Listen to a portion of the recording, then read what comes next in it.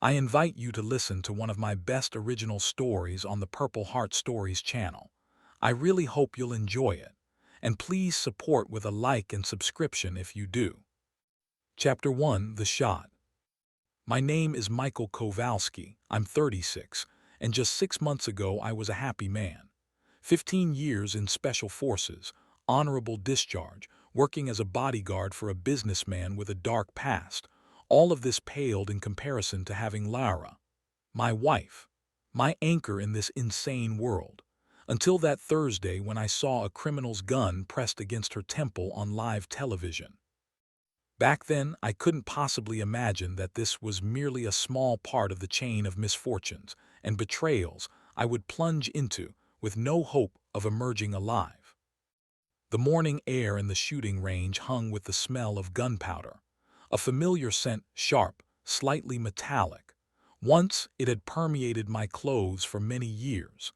After retirement, I still continued to come to the range every Thursday from 7 to 8:30 in the morning before work. Old habits die hard, especially those that kept you alive. I fired the last magazine, exhaled, and set the gun aside. Not a single shot missed the center of the target. Imaginary opponents died quickly and precisely, not a single wasted movement. This is exactly what they taught us in Special Forces.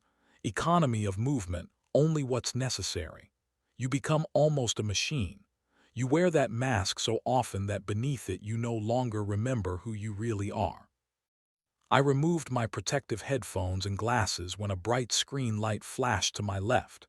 Usually I paid no attention to the television hanging in the corner of the range, the endless prattle of news you can't change anyway.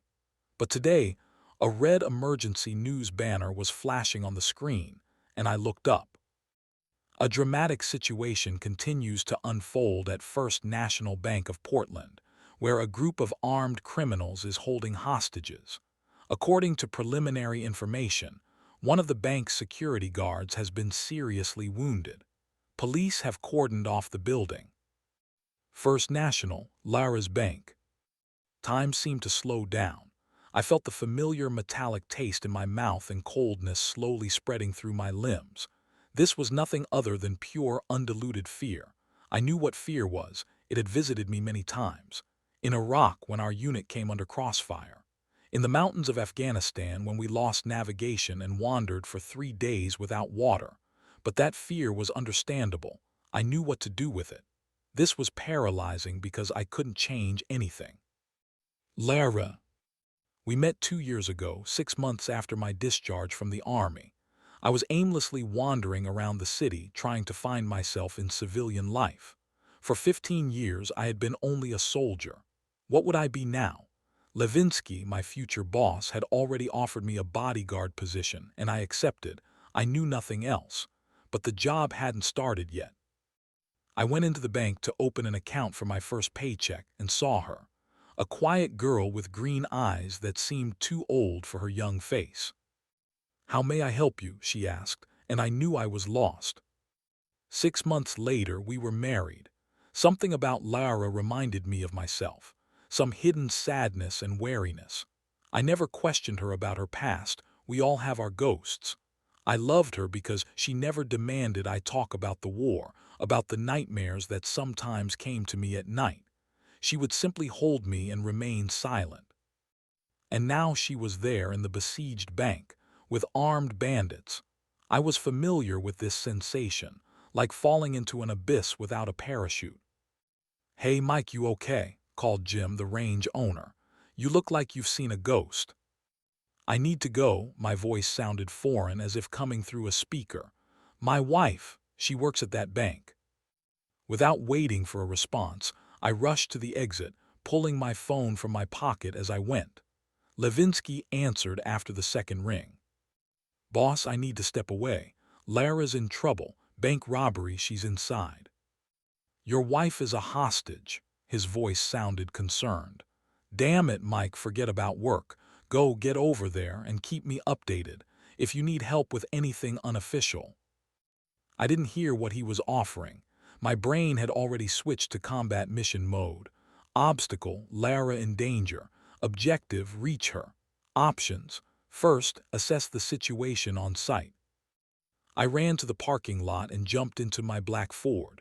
My fingers trembled on the steering wheel, something that hadn't happened since my first time in combat. Calm down, I ordered myself. You won't help her if you lose your head. The city blurred past the window. I pressed the gas pedal to the floor, darted through yellow lights, maneuvering between cars with mechanical precision. Inside me, a timer seemed to be counting down the minutes left until catastrophe. The sound of the engine merged with the rushing of blood in my ears. What would I tell the cops? How would I explain why I needed to be inside near her? That Lara was my life. That if something happened to her, I would have nothing left. They wouldn't understand. For them, I would just be a civilian getting in the way. But I had to find a way. The 15-minute drive felt like an eternity.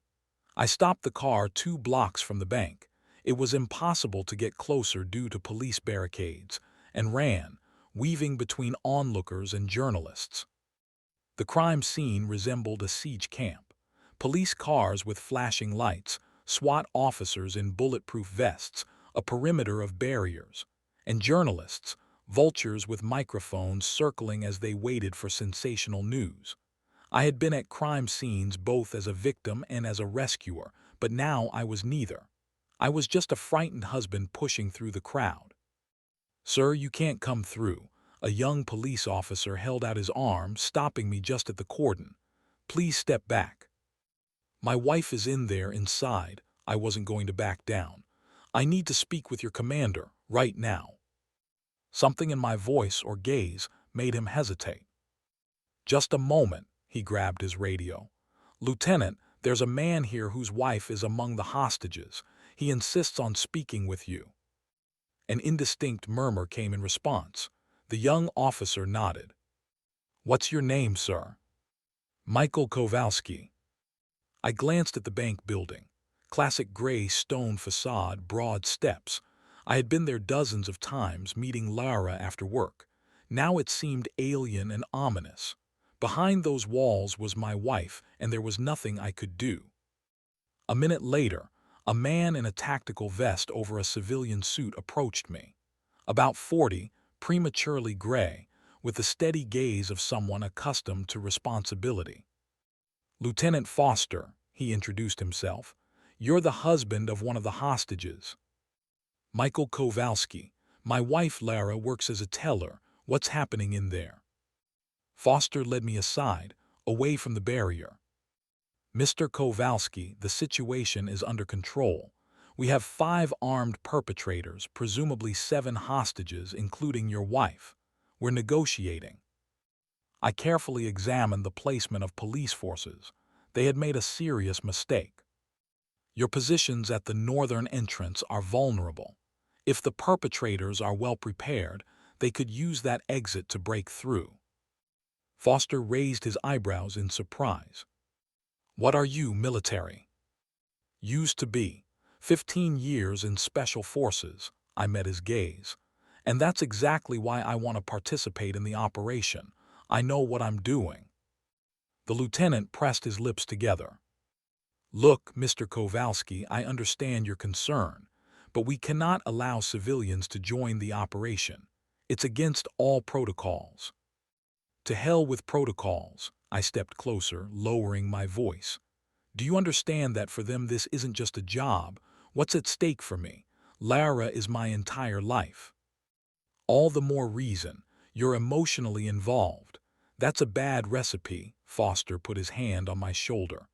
"I promise we'll do everything possible to ensure your wife comes out of there safe and sound. But you'll have to wait here. This is not up for discussion." I could have insisted, could have forced him to listen. But there was no time, and I decided to change tactics. I pretended to acquiesce. "Fine," I nodded reluctantly, "but keep me informed."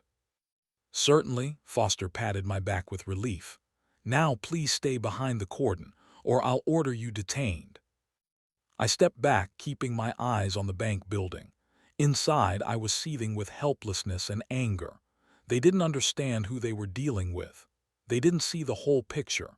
I knew the tactics of gangs like this. They don't surrender. They either break out fighting or perish, taking as many hostages with them as possible. And Lara, my Lara with her green eyes that always looked at me with such trust. Time dragged unbearably slowly. The sun rose higher, the heat became unbearable, and the situation remained deadlocked. The negotiator spoke with the robbers by phone. Police took positions. Foster threw suspicious glances my way several times, but I stood motionless, like a sentry at his post. At some point I noticed movement inside the police cordon, people rushing around, passing information to each other. I tensed, trying to hear the radio communications. And then came a shot, muffled but distinct, even through the thick walls of the bank. The crowd gasped. I lunged forward, but the police had already created an impenetrable barrier. Foster darted past me, pulling on a bulletproof vest as he ran. "What happened?" I called to him. He paused for a moment, his face gray with tension. "They killed a hostage, demonstrating they're serious." Cold sweat broke over me. "Lara, God, not her, please, not her." "Who?" My voice broke into a rasp. "The security guard," Foster replied curtly. "The women are still safe." He disappeared into the crowd of police officers, and within a minute I saw a SWAT team line up in front of the building. An assault. Now it would all end, one way or another. I assessed their preparation with a professional eye, good equipment, but their movements betrayed nervousness. Not elite. Ordinary police tactical units, used to dealing with everyday crimes, not militarized gangs. Their flank position is exposed. They're not covering each other, too focused on the main entrance, I noted mentally. If I were running this operation, I would never. A deafening explosion erupted. A flashbang grenade had detonated. Then came automatic gunfire. The crowd behind the barrier recoiled, but I moved forward, ignoring the shouts of police officers. I had to see what was happening. Wounded officers in uniform were being carried out from the main entrance. 1, 2, 3. Emergency medical personnel rushed to them. Foster, clutching his bloody shoulder, was shouting something into his radio. I jumped over to him, no longer caring that I might be detained. "What happened? Where are the hostages? Where's Lara?"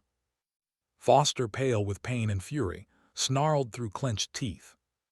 "We neutralized 3 robbers. 2 ringleaders have barricaded themselves in the manager's office with 1 hostage. They released the others, your wife," he faltered. "Your wife is still in there." I felt my legs give way. Lara, she remained alone with 2 armed criminals. "What are their demands?" My voice sounded unnaturally calm. "An armored truck, a cash transport vehicle for escape, a corridor to the Mexican border, and your wife as a guarantee of their safety." Foster winced as a medic began treating his wound. "They gave us an hour. After that," he didn't finish. "You agreed." "We have no choice. Heavy reinforcements will arrive only in 5 hours from the neighboring state. We have 3 wounded, 1 in critical condition. We don't have the manpower to storm them. I can't allow more casualties. We're preparing the transport." I stepped away, thoughts whirling in my head. They would release Lara as soon as they felt safe, or they would kill her to eliminate a witness. Everything happening seemed unreal, like a bad dream. I stared at the bank building, and a plan was already forming in my mind. An insane, desperate plan, but the only one possible. 6 months ago, when Levinsky bought a stake in this bank, I conducted a security audit of the building. I knew the location of all entrances and exits, technical rooms, ventilation shafts. I knew that from the adjacent building, one could access the bank's service corridors through an underground tunnel built back in the 60s. This is exactly why Levinsky hired me, to discover vulnerabilities. I had to study the building plans inside and out, and now this knowledge could save Lara's life. I had to act while the police were preparing to hand over the armored truck, while everyone was focused on negotiations. I had to save my wife. Slipping out of the cordon, I quickly headed to my car. Opening the trunk, I took out a gym bag containing items from my former life. A Glock 19 pistol that I hadn't surrendered after retirement, 2 flashbang grenades, and a small charge of C4 remaining from a training session I had conducted for private military companies. Not entirely legal, but my military habits had proven stronger than the voice of reason. Zipping up the bag, I circled around the block and found myself in front of a 3-story office building adjacent to the bank. A security guard stood at the desk in the lobby. I walked past him, nodding like someone who definitely knew where he was going. "Hey, sir," he called after me, "where are you heading?" "To Morgan, office 312, I replied without slowing down. "Urgent call, network problem." I made up the name on the spot, but my confidence did the trick.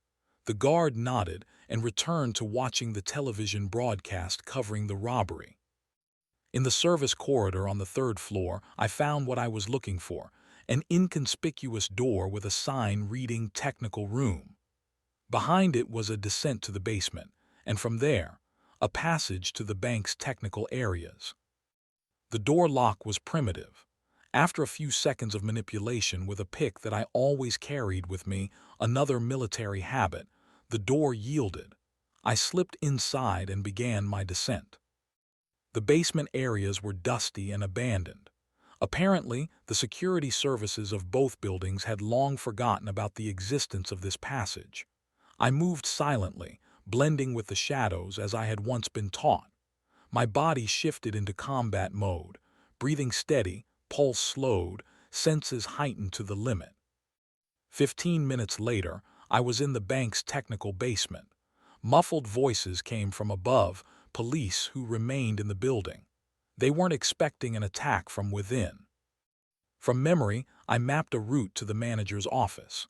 The best approach would be through the ventilation system, wide enough for someone of my build to squeeze through. Finding a ventilation grate, I carefully dismantled it and climbed inside. Moving through the ventilation shafts was difficult, dust clogged my nose, metal painfully dug into my knees and elbows. But I pressed forward, ignoring the discomfort. Before my eyes was Lara's face, frightened, defenseless. She had to believe I would come for her, always. 30 minutes later, I heard voices through a ventilation grate.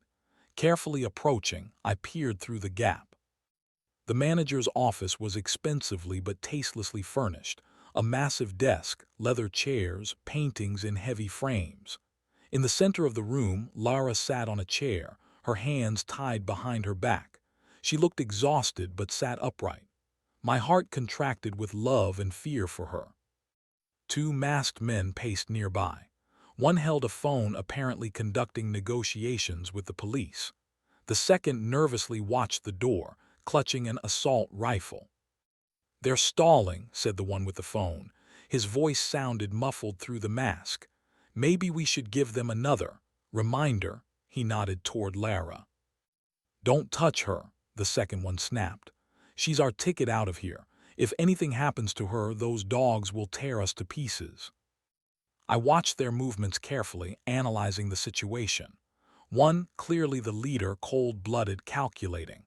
The second, nervous, jumpy, dangerous in his unpredictability. The attack strategy formed instantly. I needed to create a diversion on the opposite side of the room, then attack, using the element of surprise. I carefully backed away from the grate and moved through the ventilation system around the office. Reaching the outer wall, I set the C4 charge, just 60 grams, enough to make a hole but not collapse the building. Returning to my original position, I prepared a flashbang grenade. The explosion wasn't very loud but powerful enough to create a man-sized hole in the wall. The room filled with smoke and dust. The bandits instinctively turned away, and I seized the moment. I threw the flashbang grenade. A blinding flash and deafening bang paralyzed the criminals for a few critical seconds. I burst into the room, gun at the ready. The gunman with the assault rifle, blinded and disoriented, still posed a threat. Without hesitation, I shot him twice in the chest. He fell, dropping his weapon. Was it my imagination, or was he wearing a bulletproof vest after all? The second one, the leader, was faster. Through the smoke and dust, he fired in my direction. The bullet burned my shoulder, but I barely felt the pain. Adrenaline blocked all sensations except absolute concentration on the target. I lunged at him, knocking the gun from his hand. We grappled in hand-to-hand combat. He was a strong guy, well-trained. But I wasn't just fighting for my life, I was fighting for Lara. Strike, block, counterstrike. We rolled on the floor, knocking over furniture, scattering papers. I felt his fingers trying to find my eyes, and I caught his hand, twisting his wrist until it cracked. He howled in pain but continued to resist with the ferocity of a cornered animal. At one point, he managed to pull out a knife and nearly slashed my forearm, but I only gritted my teeth. Catching his knife hand, I forcefully slammed his wrist against the floor. Once, twice. The knife clattered as it flew aside. Using all my weight, I pinned him to the floor and wrapped my forearm around his neck, cutting off the carotid artery. He gasped and writhed, but I didn't loosen my grip. After a few seconds, his body went limp. He lost consciousness. Breathing heavily, I got to my feet. The entire fight had lasted less than a minute. The criminals were neutralized.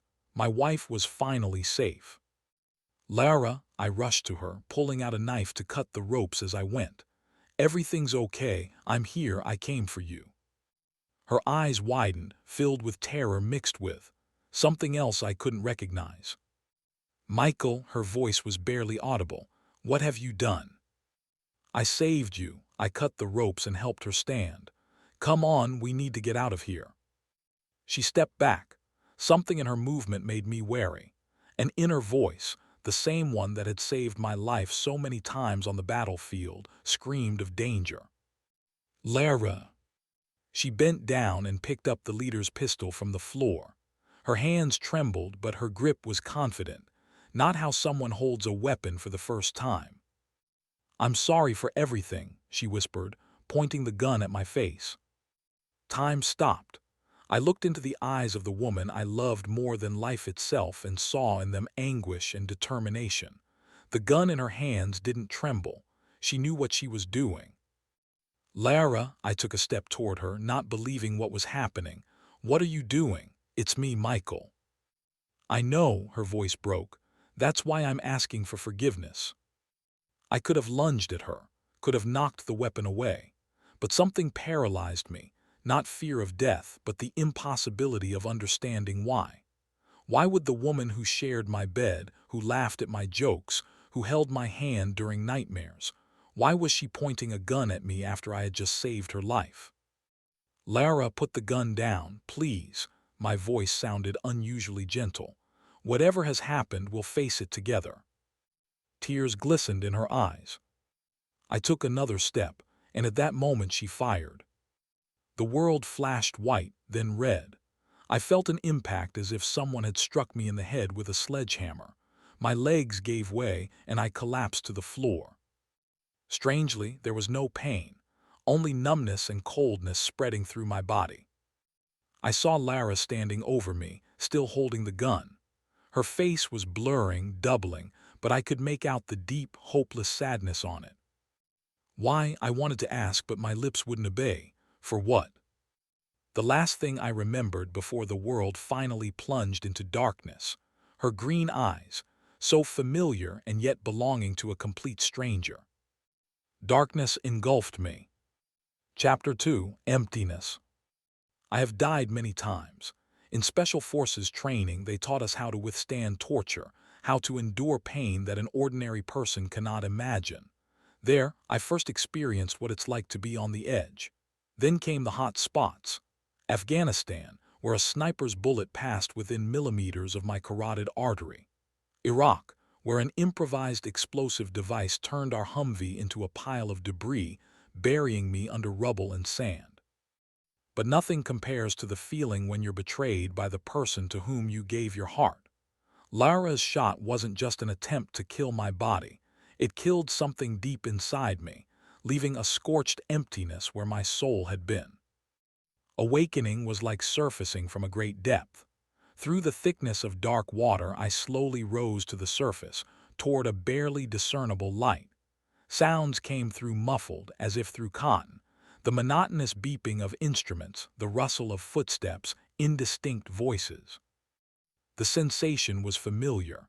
I had lost consciousness before, but never for so long. When I finally managed to pry open my eyelids, everything around seemed blurred, unreal. White ceiling, flickering indicators on medical equipment, the smell of antiseptics. My first thought was, I'm alive. My second, Lara. I tried to turn my head, but my neck wouldn't cooperate.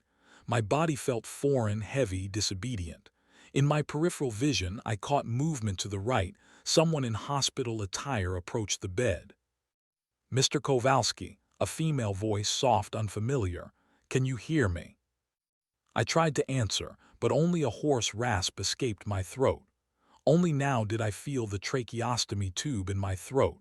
I attempted to raise my hand, unsuccessfully. Don't worry, that's normal. The woman leaned closer, coming into my field of vision. Dark hair, brown eyes, face tired but kind. My name is Emma, I'm your nurse. You've been unconscious for a long time, 6 months. 6 months. My brain refused to process this information, as if someone had stolen half a year of my life. What had happened to the world in that time? What had happened to I tried to say my wife's name, but the tube interfered. Emma, as if reading my thoughts, placed a small notepad and pencil beside me. You can't speak because of the tracheostomy. It was necessary to maintain your breathing. They'll remove it soon, but for now, you can write. With tremendous effort, I gripped the pencil with uncooperative fingers and scrawled a crooked Lara. Emma looked away, and that movement told me more than any words could. I'm so sorry, she paused. The police believe she was kidnapped by the robbers. Nothing has been heard of her since that day. I closed my eyes to hide the storm rising within. She wasn't kidnapped. I remember clearly she stood before me, pointing a gun at me, her hand steady. I'm sorry for everything. The last words I heard from her before the bullet pierced my skull. There was no kidnapping. Betrayal, pure and simple. A strange calmness overtook me. Perhaps it was the medication, perhaps the shock of realization. I had been in a coma for 6 months. Maybe it was because somewhere deep inside I had always sensed that Lara was hiding something. I painfully scrawled my next question. Miraculously, Emma smiled gently. The bullet grazed tangentially, not damaging vital areas of the brain, but the injuries were serious. You've had several surgeries. She noticed my eyelids growing heavy. Don't exhaust yourself. You need more rest. I'll be here when you wake up. The last thing I saw before sinking back into darkness were her attentive brown eyes.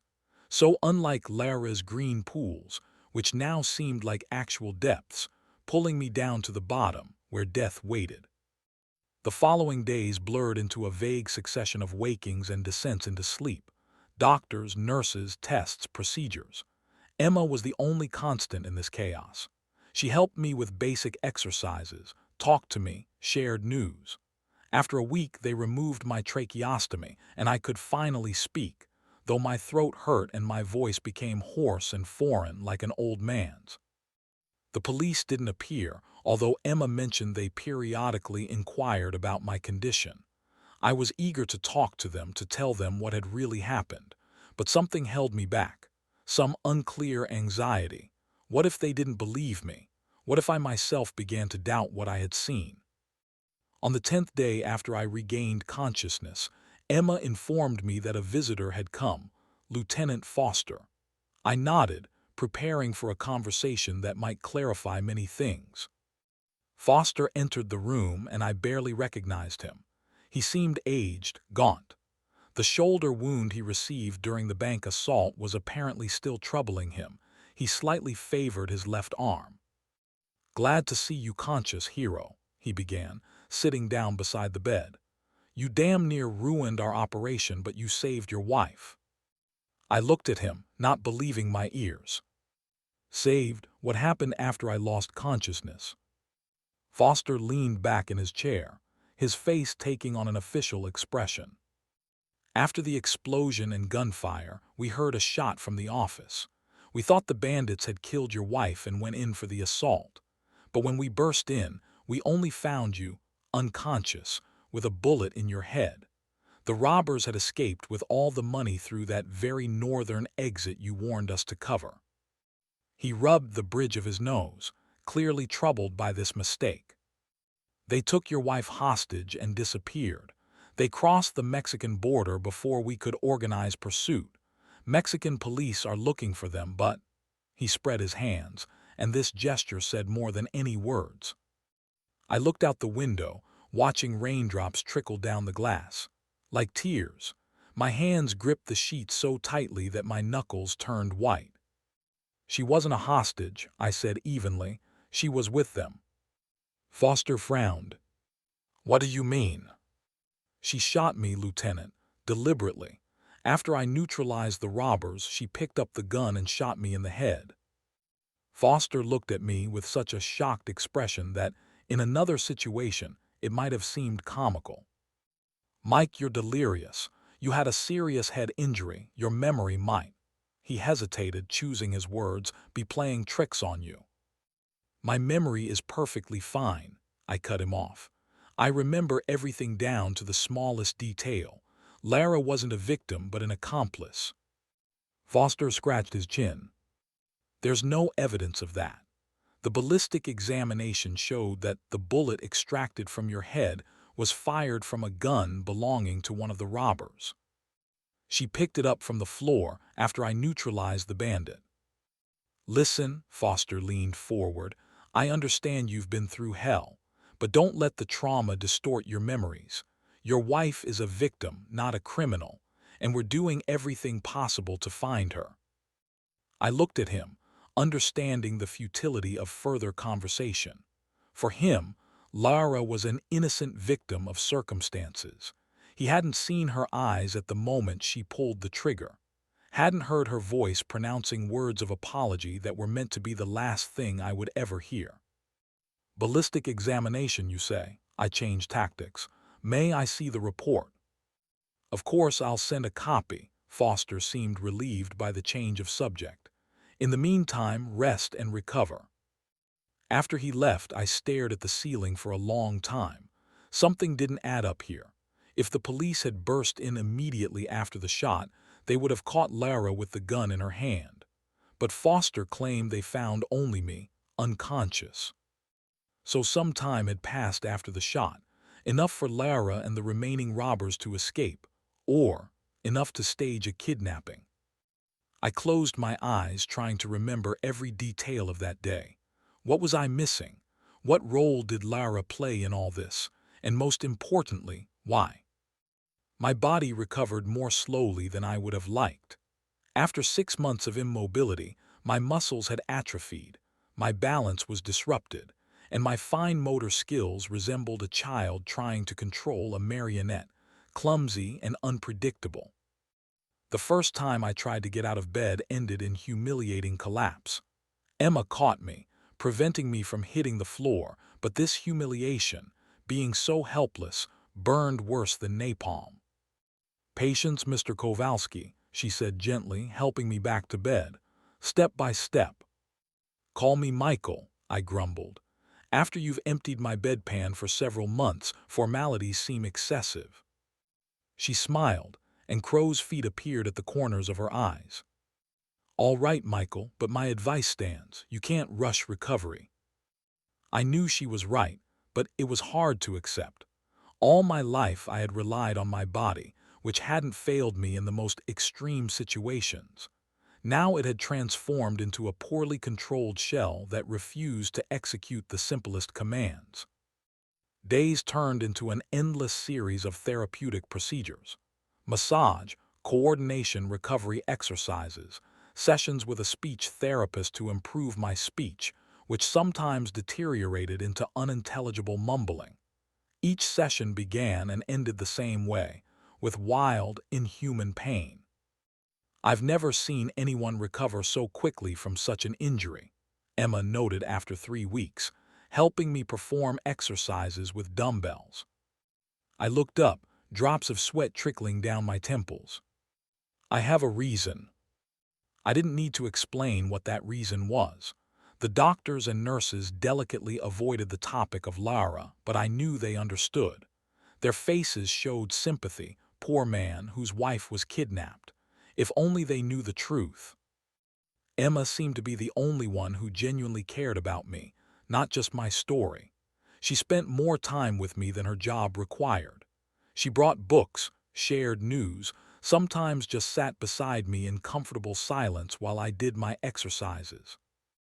One evening, when the pain from therapy became unbearable, I couldn't contain myself and growled with anger and despair. What's the use if she's still? I didn't finish the sentence, but Emma seemed to understand. If she still betrayed you, she quietly completed. It was the first time she openly touched on this subject. I looked at her with surprise. You believe me? Emma shrugged, her brown eyes looking direct and honest. I don't know what really happened, but I see how you're struggling not just with injuries but with something greater, and it's not just about loss. I looked away, suddenly feeling the carefully constructed walls crumbling. Years in special forces had taught me to hide weakness, to disconnect emotions when they interfered. But now I was too vulnerable, too exhausted to continue pretending. You know what's worst? My voice sounded hoarse as if from the depths. Not the physical pain, but that I don't understand why. Why did she do it? Everything was perfect. Or did it just seem that way to me? Maybe all this time I had been living with a ghost, with an illusion of love. Emma sat on the edge of the bed and carefully placed her hand on mine. Sometimes the people we love aren't who they seem to be. I looked at her for a long moment. Or they're exactly who I didn't want to see them as, I said quietly. Maybe there were signs that I ignored. Life under constant threat of death teaches you to notice details, but what if I consciously didn't want to see them? Because Lara was my salvation, my anchor in civilian life, which sometimes seemed more foreign than the front lines. Emma didn't answer, just sat beside me, and her presence was like a quiet harbor in the midst of a storm. That night, for the first time since waking from the coma, I allowed myself to mourn not so much the loss of Lara as the loss of the love I believed existed between us. 3 months after waking up, I was finally discharged from the hospital. I could walk on my own, though I used a cane for balance. My speech had almost completely recovered, only occasionally when I was tired, words would stumble and get confused. The scar on my temple, where the bullet entered, was hidden by my grown-out hair, but the left side of my face remained partially paralyzed, giving my smile a crooked, sinister appearance. Not that I smiled often. Returning to an empty house was one of the most difficult trials. Emma insisted on accompanying me, just in case. But we both knew the real reason. She feared that, left alone with the ghosts of the past, I would break. The house looked exactly as I had left it on that fateful day. A mug with unfinished coffee on the kitchen table, Lara's jacket casually thrown over a chair back, the book she was reading with a bookmark in the middle, as if she had stepped out for a minute and would return at any moment. I stood in the middle of the living room, feeling like an alien who had accidentally stumbled into someone else's museum. This life, no longer mine. It ended the moment Lara pulled the trigger. I'll make us some tea, Emma said softly, heading to the kitchen. I nodded, then slowly moved to the bedroom. Our bedroom, mine and Lara's. The bed was unmade. We had both rushed out early in the morning, she to work, I to the shooting range. I touched her pillow, which still retained her scent. Or was that an illusion I wanted to believe? I laughed bitterly. Returning to the living room, I found Emma with 2 steaming mugs. Did you know that you lose your sense of smell after a serious traumatic brain injury? I said, accepting the tea. And then they come back but distorted. What once seemed pleasant can now induce nausea. Emma looked at me with her calm brown eyes. It's not just about smells, is it? I looked away. She was beginning to understand me too well. The following days merged into a monotonous routine. Recovery exercises, rare walks, sleepless nights. Emma came every day, prepared dinner, made sure I took my medications, kept me company. Sometimes we watched the news or old movies. Sometimes we just sat in silence. One day, Levinsky called me. Our conversation was brief and businesslike. "Good to hear from you, Mike. How are you?" "Alive," I replied. "That's the main thing." "Listen, I know you've been through hell, but when you're ready, the job is waiting for you. I need someone I can trust, and you, Mike, have proven your loyalty twice." I thought about it. Returning to work for Levinsky meant returning to the life I had led with Lara, to daily encounters with people who would ask about her, express sympathy, say there's still hope. But on the other hand, it was better than sitting within four walls, replaying the same scenario in my head.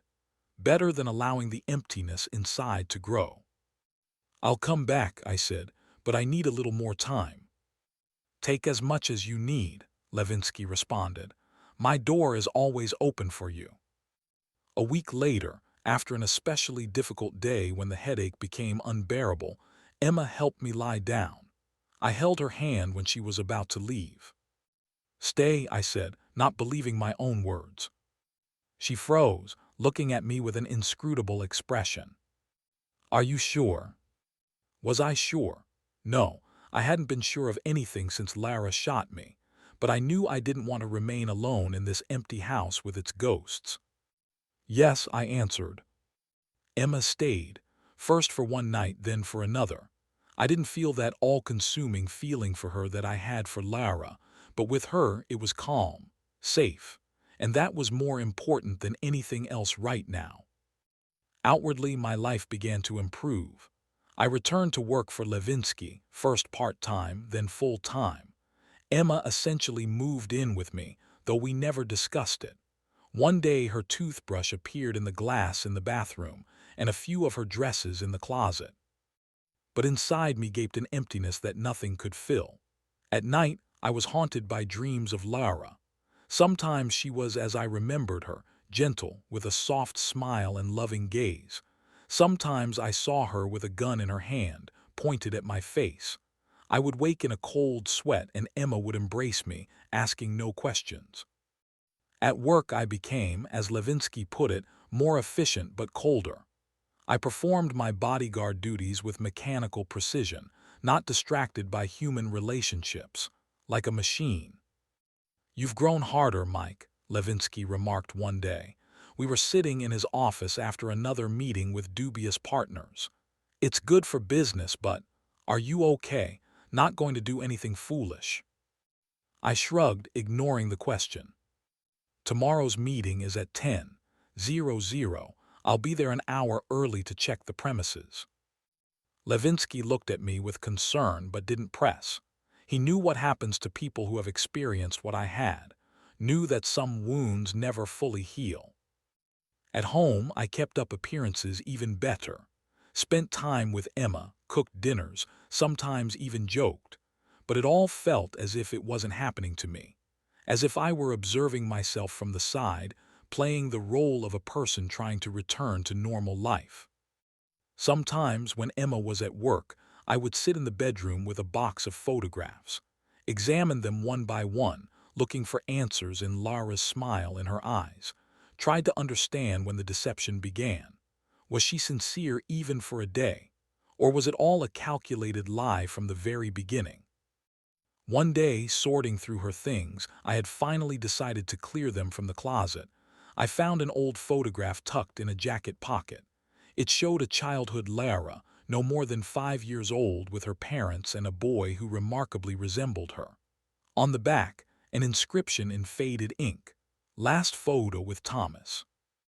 I sat on the bed studying the photograph. Thomas. Lara had never mentioned a brother. She generally spoke little about her childhood, about her parents. When I asked, she would evade the answer or change the subject. What else was she hiding from me? This photograph became a starting point. I began gathering information about Lara's past, about her parents who, she said, lived in a retirement home somewhere in Michigan, about her childhood, of which I knew almost nothing. I was like someone assembling a puzzle, but half the pieces were missing. What happened to the boy in the photo? Why had Lara never spoken of him? And what did this have to do with what happened at the bank? Who was my wife, really? And why did she need to hide her past? I didn't tell Emma about my findings. I didn't want to drag her into this. She deserved better than to be pulled into my obsession with the past. But the more I learned, the less I understood. Each answer spawned a dozen new questions, and they all led to one. Why did Lara shoot me? Sunday morning began as usual. Emma was still asleep, curled up on her side of the bed. I went out for a run, 5 miles every morning, even if each step sent pain through my head.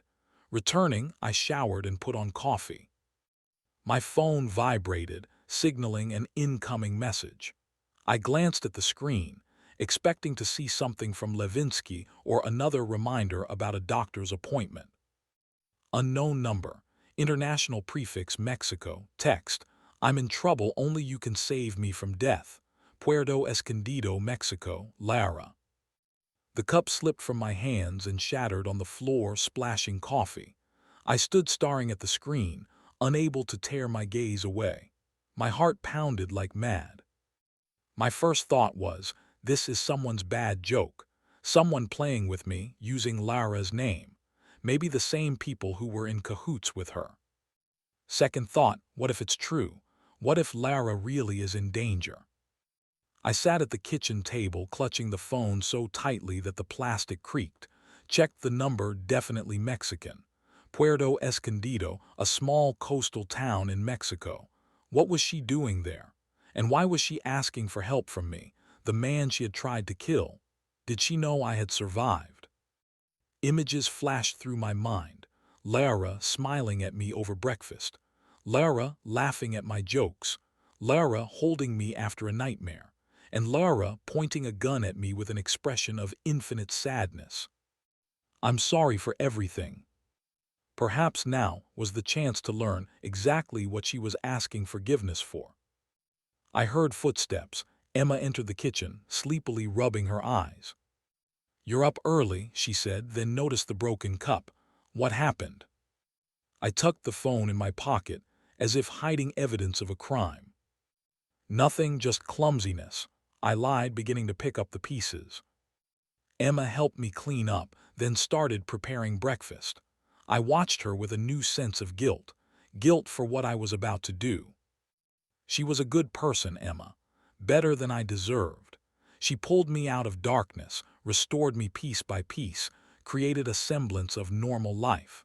And now I was ready to destroy it all because of a message that could equally be a trap or a plea for help.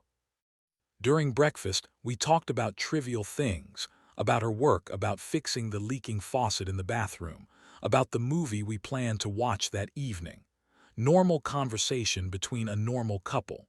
But in my head, a storm was raging. Hatred fought with love, distrust with hope. I looked at Emma, so trusting, so devoted. She deserved better than to be the shadow of a woman who had betrayed me.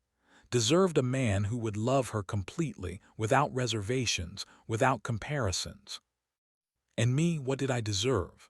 Perhaps Lara's bullet that almost ended my life, or perhaps the truth, however bitter it might be. The decision came suddenly, crystal clear.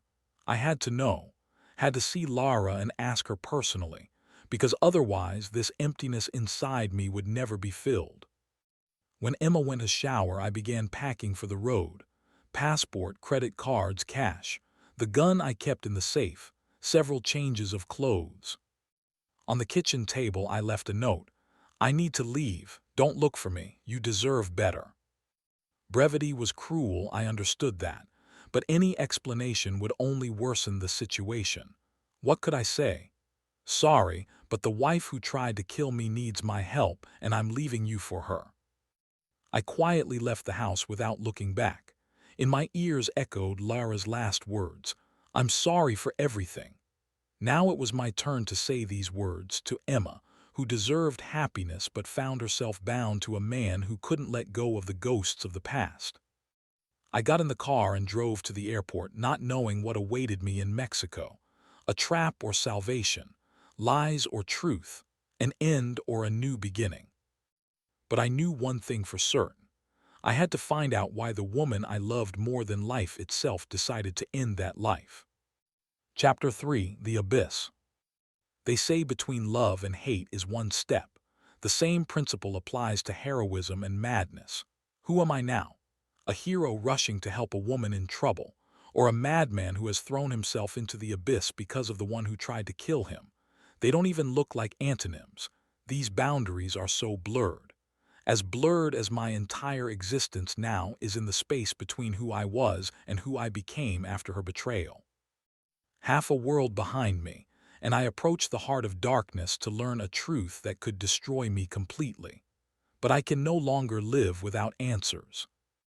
The international terminal of Portland Airport hummed like a disturbed beehive. Monday morning, rush hour. People in business suits, families with children, students with backpacks, each with their own route, their own story. My story was taking me to Mexico, and with each step I felt Emma and that semblance of normal life we had tried to build slipping further behind. The short note left on the kitchen table now seemed monstrously cruel. Emma deserved more. Not just explanations. She deserved happiness that I couldn't give her, not when Lara's ghost still stood between us. I passed through check-in for a flight to Mexico City. From there, I planned to make my way to the Pacific coast, where Puerto Escondido is located. I had to leave my gun at home. Bringing a weapon across the border was impossible, but I intended to find a way to arm myself once there. While waiting for boarding, I went to a cafe for coffee, and that's when I first felt it, a sensation familiar to me from operations in hot spots. Someone was watching me. I turned my head slightly, surveying the area from the corner of my eye. Nothing special, ordinary passengers busy with their affairs, but the instinct that hadn't failed me for years, and I had learned to trust it. Back to the wall, gaze sweeping the hall. A man about 35 in nondescript clothing flipping through a magazine, but his eyes kept rising, watching me. A second, older man pretended to be occupied with his phone but held himself too tensely for a regular passenger. Both Latino, not tourists returning home too wary, not businessmen, no briefcases, bodyguards, unlikely. They observed me but made no attempt to approach. Information about my departure could have reached interested parties only by two routes, either through Emma or through the phone that received the message. The first was improbable. Emma didn't yet know of my disappearance. The second meant the message was bait, and they were expecting my reaction. I didn't need additional confirmation that I was getting involved in something dangerous. It was now clear that someone powerful enough was watching me, and my reaction to Lara's message was exactly what they were expecting. The public address system announced the start of boarding for my flight. I pretended to stand to throw away my coffee cup, but instead quickly ducked into the corridor leading to the restrooms. From there, I watched the waiting area. One of the observers followed me, the second remained in place, apparently covering the exit. A decision had to be made immediately. I knew that if I boarded the flight to Mexico City, they would follow me, and finding myself under surveillance in an unfamiliar country was not the best start to an operation. I had to formulate a backup plan on the fly. I quickly walked through the restroom, exited on the other side, and headed towards another gate where boarding had just begun for a flight to Los Angeles. From there, I could fly to San Diego, then cross the Mexican border in a rental car. I had to buy a ticket right at the gate, paying through the nose. Turning around one last moment before boarding, I spotted my pursuer. He was peering from behind a column, frantically typing something on his phone. They knew I had noticed the surveillance. I didn't delude myself. This complicated the situation, but it also gave me an advantage. They had shown their cards first. The flight to Los Angeles was short. Sitting by the window, I tried to piece together the little I knew. The message could have been sent by Lara herself, if she really was in danger, or by those who controlled her, if she had voluntarily participated in the robbery, or by a third party using her name to lure me. In any case, I was flying toward danger, but to retreat now would mean spending the rest of my life wondering, why? Why did she do it? What made the woman I loved raise a weapon against me? From Los Angeles, I flew to San Diego, then rented an inconspicuous sedan and crossed the Mexican border through Tijuana. A pre-purchased SIM card with a Mexican number and cash allowed me to remain invisible to those who might track my movements through banking operations. A night in a cheap roadside motel, then a long journey south along the Pacific coast. I chose secondary roads, avoiding highways with their surveillance cameras.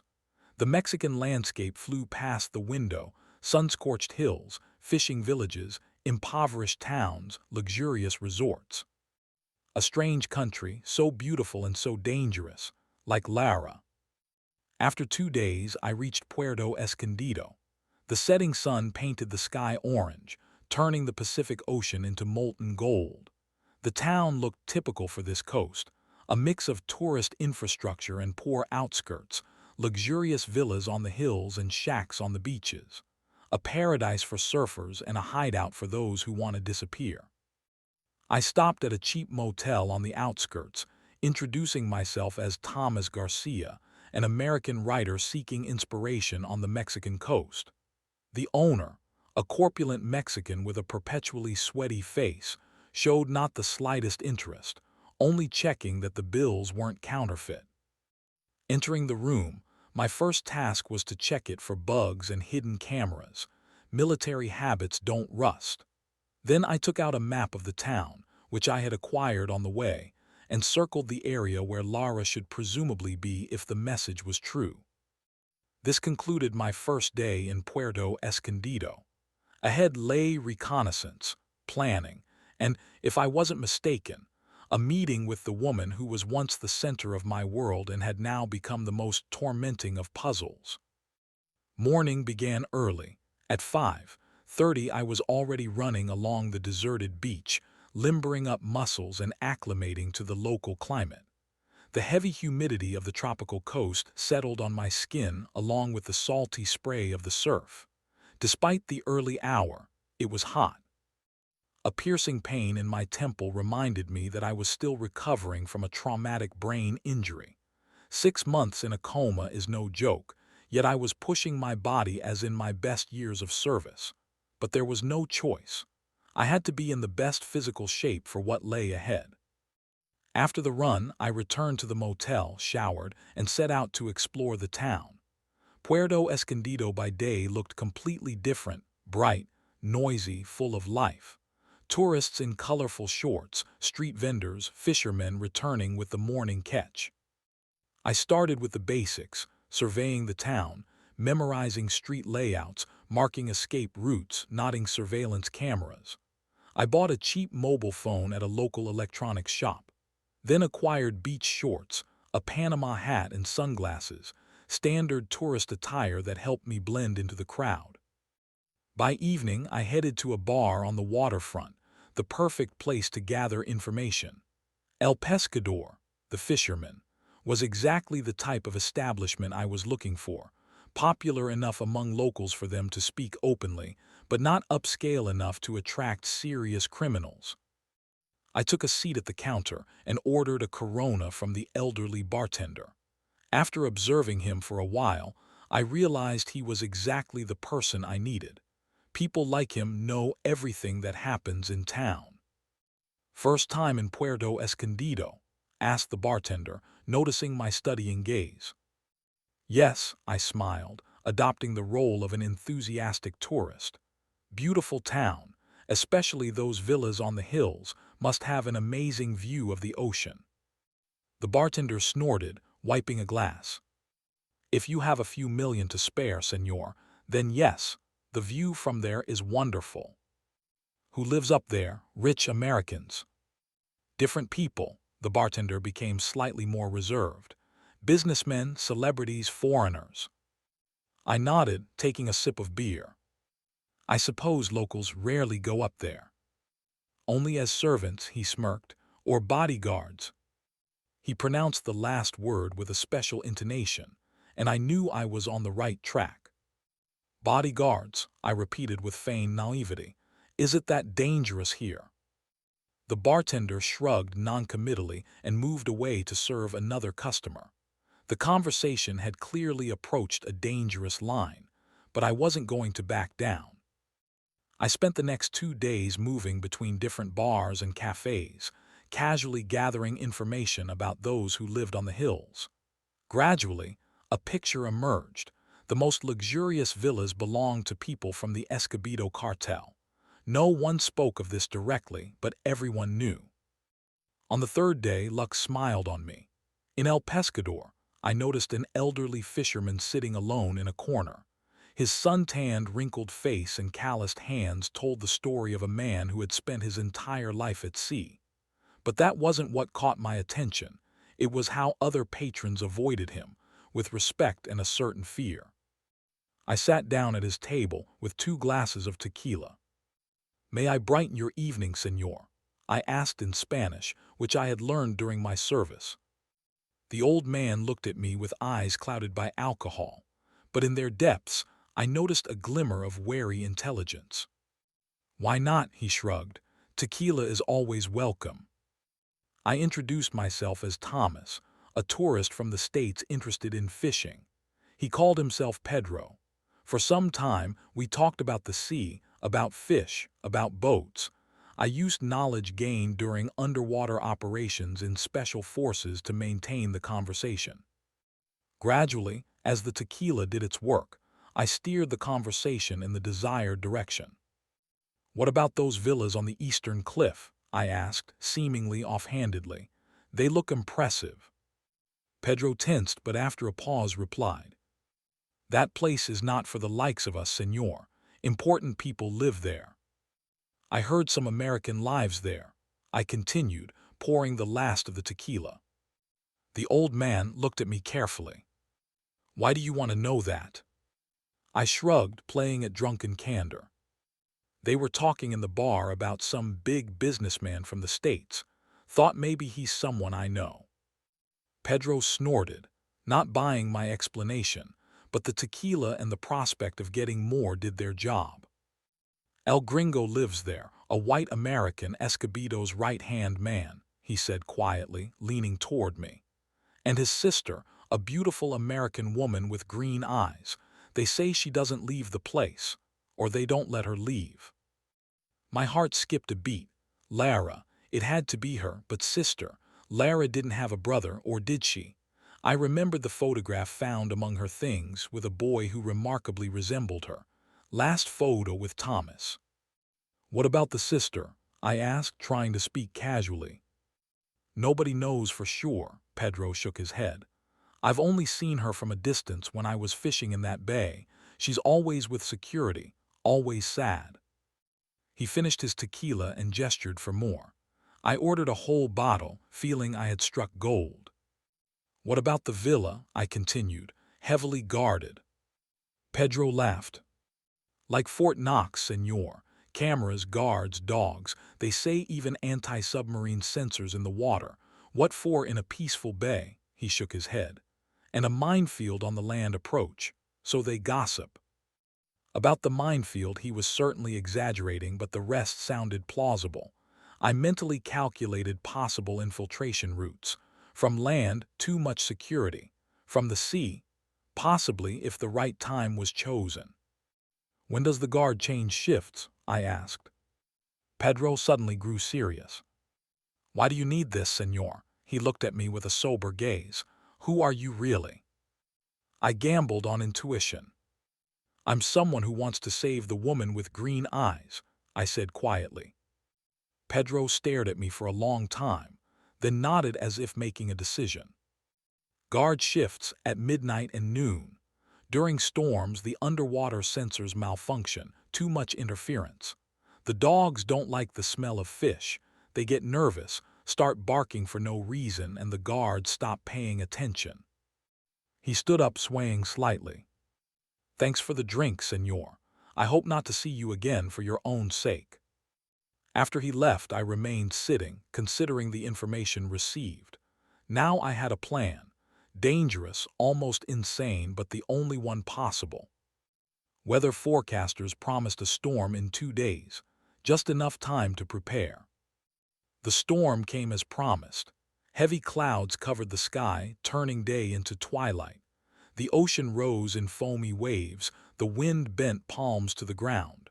Perfect conditions for what I had planned. Over 2 days, I acquired everything necessary.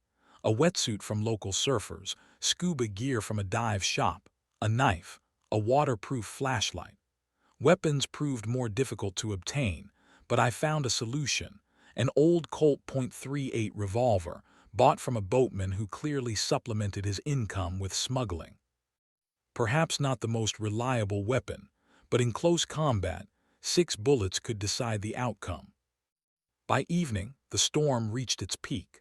The wind howled between buildings. Rain lashed so hard that nothing was visible 2 steps away. I left the motel and headed for the northern part of the beach, from where I planned to begin my swim to the villa. The sea raged, enormous waves crashing onto the shore with a roar. Under normal conditions, I would never enter such water. But now it worked to my advantage. Guards would surely relax, believing that in such weather no one would risk approaching the villa from the sea. I donned the wetsuit, attached a waterproof bag containing the revolver and spare clothes to my waist, and checked the scuba gear. Due to my head injury, diving would not normally be recommended, but what choice did I have? Entering the water was the most difficult part. Waves threw me around like a rag doll. Several times I thought I wouldn't make it, but finally, overcoming the surf zone, I dove under the water and turned on the flashlight. Underwater swimming during a storm is a special kind of madness. The water is murky, visibility minimal, currents unpredictable. But I moved forward, guided by the compass, periodically surfacing to check my position against shoreline landmarks. After 45 minutes, I reached the bay where the villa was located. From the sea, it looked like an impregnable fortress. High walls, terraces overhanging the cliffs, a small private pier. I dove deeper, circling the cape to approach the pier from the leeward side. The air in the tank was running out, but I had calculated the reserve precisely. It should be enough to reach the shore. A private yacht swayed at the pier, moored to weather the storm. Beside it, a small motorboat. On the pier, 2 dark figures of guards under a canopy. Their faces weren't discernible, but from their relaxed posture, I understood they weren't expecting trouble in such weather. I swam under the pier and surfaced on its far side, where a breakwater created a small cove of relatively calm water. Cautiously climbing ashore, I shed the scuba gear and wetsuit, retrieved clothes and the revolver from the waterproof bag. The rain and wind created a perfect cover for my approach. I kept to the shadows, moving along the villa wall toward the main building. Somewhere there, behind these walls, Lara should be, if she really was here, if the message wasn't a trap. Too many ifs, but it was too late to turn back. I neutralized 2 guards on the pier silently, using techniques honed by years of training. I didn't kill them, just rendered them unconscious, binding them with their own belts. In the jungles where I had served, killing was sometimes necessary without hesitation. But now I didn't want to shed blood without extreme necessity. It would only complicate the escape. Approaching the main building, I heard it, a woman's scream, high-pitched, full of pain. My heart stopped for a moment. Lara. It was her voice. I would recognize it out of thousands. The same voice that had whispered words of love to me and that had said, "I'm sorry for everything," before the bullet entered my skull.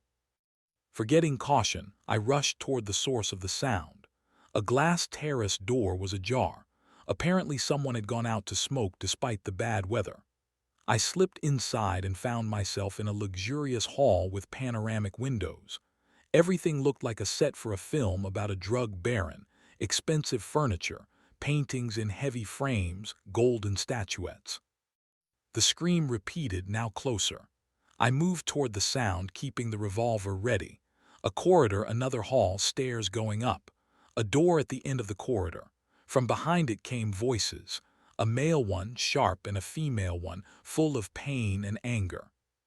Without thinking, I flung open the door. In a large room furnished as an office, I saw Lara tied to a chair, with blood on her face, and a man poised to strike her again. Without hesitation, I fired. The bullet hit his shoulder, and he flew back against the wall with a cry of pain. Lara raised her head, her eyes widening with shock.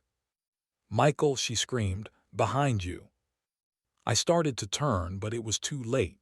Something heavy crashed down on the back of my head, and the world exploded in bright flashes, then plunged into darkness. Consciousness returned slowly, painfully. A familiar sensation, waking up with a battered head in an unknown place. During my years in special forces, this had happened more than once. But now everything was different. I was alone, without support, in a foreign country. The first thing I felt was the cold of a concrete floor against my cheek. Then, a dull, pulsating pain in the back of my head. Slowly, without opening my eyes, I assessed my situation. Hands tied behind my back with rope, legs too. But not too tightly, apparently. Whoever tied me didn't have sufficient experience. I cracked open my eyes and saw a dimly lit room, some kind of basement or storage area. Light filtered through a tiny barred window near the ceiling. Opposite me, tied to a post, sat a woman. Lara. Even in the half-light, with bruises on her face and tangled hair, she was beautiful. The same green eyes that once looked at me with love. The same lips that whispered tender words to me. Only now her gaze held fear and something else, deep, inconsolable sadness. "You came," she whispered, as if not believing her eyes. Why didn't you forget me after what I did?" I looked at her, not knowing how to respond. Indeed, why had I come? To save her, or to finally get answers to the questions that had tormented me all these months. "I want to know why," my voice sounded hoarse.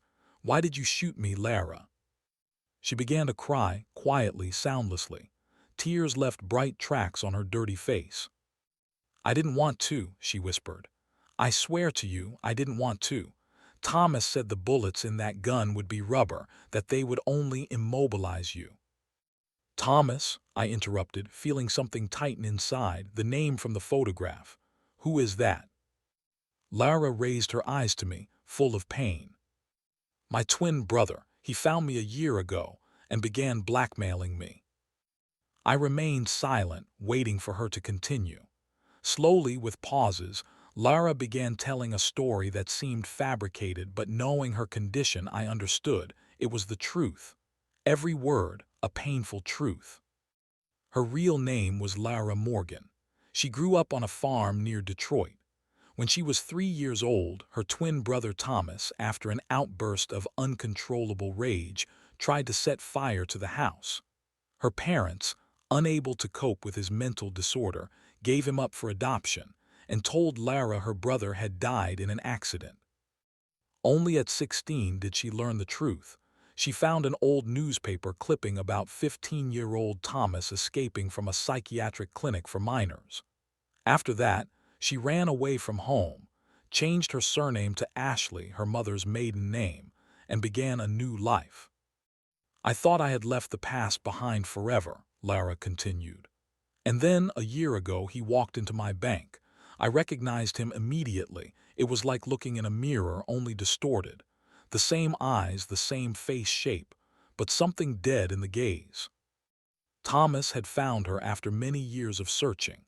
He worked for a Mexican cartel, had become the right-hand man of drug lord Escobedo for operations on American territory, and he had plans for his twin sister. At first, Lara resisted, but Thomas showed her photographs of her parents, now living in a retirement home. "I found them too, those betrayer elders. I can get to them at any moment," he said with a smile so similar to her own. For a whole year she lived a double life. By day, an exemplary wife and bank employee.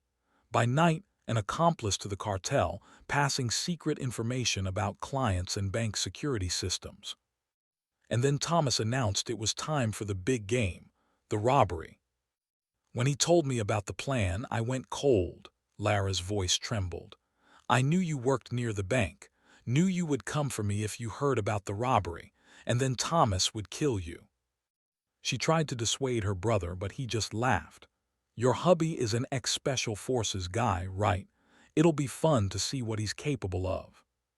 When I burst into the bank, Thomas gave her a gun. He said the bullets were rubber. Her voice broke. I was going to shoot you in the chest where the bulletproof vest was, but when you turned to me, I couldn't. My hand trembled and the bullet hit your head. I closed my eyes, trying to deal with the storm of emotions. Her story sounded like the ravings of a madman, or like a truth too terrible to believe. Why didn't you tell me earlier? My voice sounded hollow. Why didn't you go to the police? Thomas monitored my every step. Lara shook her head. He tapped my phone, and if I had gone to the police, she shuddered. You don't know what he's capable of. He's a psychopath in the clinical sense. Feels neither remorse nor empathy. For him, people are just tools. My parents would already be dead, and he couldn't care less about them. She looked me straight in the eyes. I loved you, Michael. I swear, I loved you more than anything in the world. And that's exactly why I couldn't risk your life by telling the truth. I wanted to say I believed her, wanted to say I still loved her despite everything, but the words stuck in my throat. Too many lies, too much pain stood between us. How did you end up here? I asked instead.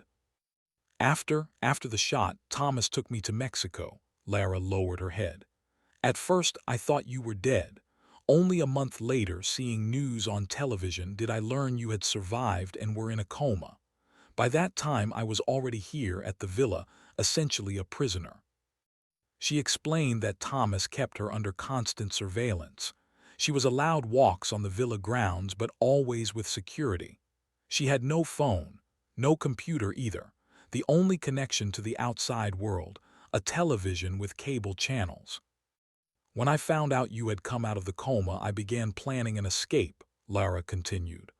I tried to flee several times, but unsuccessfully. And then, she faltered, then Thomas decided to use you.